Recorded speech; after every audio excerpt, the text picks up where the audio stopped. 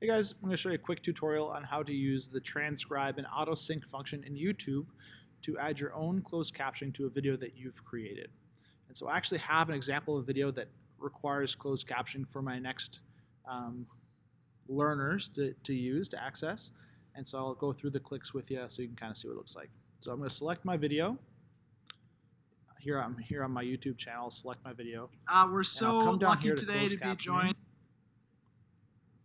And I'm going to click on this blue button here. It says Add New Subtitles or Closed Captioning. I'm going to choose my language of English. And then I'm going to click on Transcribe and Autosync. Why I like this function is the video will automatically play. Then when I've listened to a section of video that I can transcribe and remember, when I start typing, the video will automatically stop. And give me time to finish the typing. When I have it grammatically correct, then when I stop typing, it will automatically play again. I can kind of consume a little bit, remember the words, and then try again. So here's what it looks like. We're so lucky today to be joined by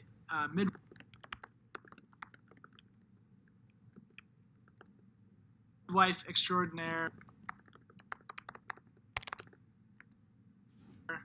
and my loving sister-in-law, Renee.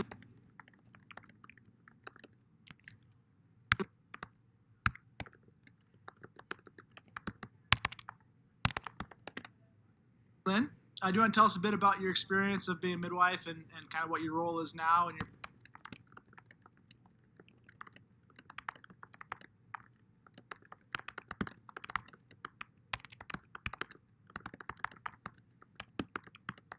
background and things like that? Sure. So